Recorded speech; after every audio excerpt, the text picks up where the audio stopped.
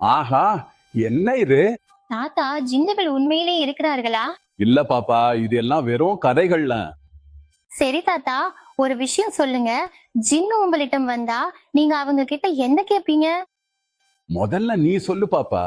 நீ என்ன விருப்பம் கேப்பா?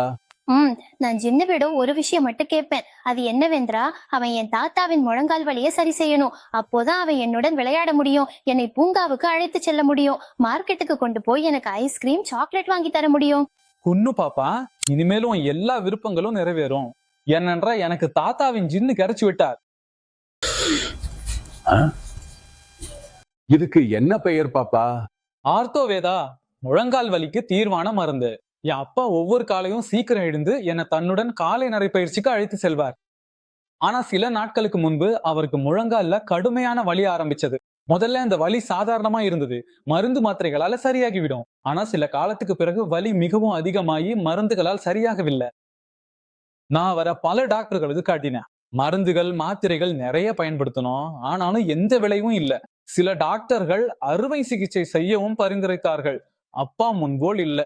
அவர் இப்போது எங்கும் போவதை முற்றிலும் நிறுத்திவிட்டார். இளமையிலிருந்து என் கால்கள் முதுமையை நோக்கி நகரத் தொடங்கின. என் முழங்கால்கள் எனக்கு ஆதரவாக இல்லாம போனது. என் ஒரு கனவு என்னவென்ற, என் பேர பிள்ளைகளுடன் விளையாட வேண்டும் என்பதுதான். ஆனா விளையாடுவது என்பது மிகவும் தொலைவான விஷயமாகிவிட்டது. நான் ஒரு அடியும் நடக்க முடியல. நான் என் வீட்டின் 4 சுவர்களுக்குள் கைதியாகவே இருந்து விட்டேன். அப்புறம் ஒரு நாள் என் நண்பா எனக்கு ஆர்த்தோவேதா பத்தி சொன்னார். அவரது அம்மாவும் முழங்கால் வலியால் என் அப்பாவை போலவே மிகவும் அவதிப்பட்டார். அவரது ஆலோசனைப்படி நான் ஆர்த்தோவேதாவை வாங்கி இரவு பகலாக என் அப்பாவின் முழங்கால்கள்ல ஆர்த்தோவேதாவால மசாஜ் செய்தேன்.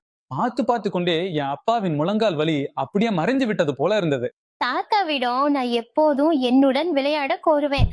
ஆனா அவருக்கு முழங்கால் வலி இருந்ததால என்னுடன் விளையாட முடியாது.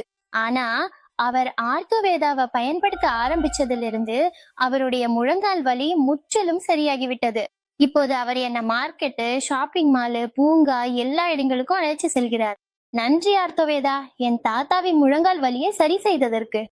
இந்த மூட்டு வலியிலிருந்து நிவாரணம் எதனால எல்லாம் நமக்கு வலி வருது அப்படிங்கிறதுக்கு எத்தனையோ காரணங்கள் நம்ம சொல்லிட்டே போகலாம். ஆனால் எல்லா வலிக்கும் ஒரே நிவாரணி இந்த ஆர்த்தோவேதா ஆயில் அப்படிங்கிறது தான். உங்க எலும்புகள்ல பாதிப்பு இருக்கா, தசப்பிடிப்பு இருக்கா, காலை ரொம்ப நேரம் தொங்க போட்டு கொண்டே இல்ல நடந்து கொண்டே இல்ல நின்று கொண்டே இருந்தா கால்கள் பாதம் மரத்து போகுதா, நடக்க முடியாம கஷ்டப்படுறீங்களா, படிக்கட்டு ஏற முடியாம தடுமாறுறீங்களா, இந்த மாதிரி நம்ம உடம்புல நிறைய பிரச்சனைங்க இருக்கு. இந்த ஆர்த்தோவேதா ஆயில் இதோட ஸ்பெஷாலிட்டி என்னன்னா, இது உபயோகப்படுத்தினோம்னா உடனடி நிவாரணம் மட்டுமில்லை, வேற எந்த விதமான பக்க விளைவுகளும் கிடையாது.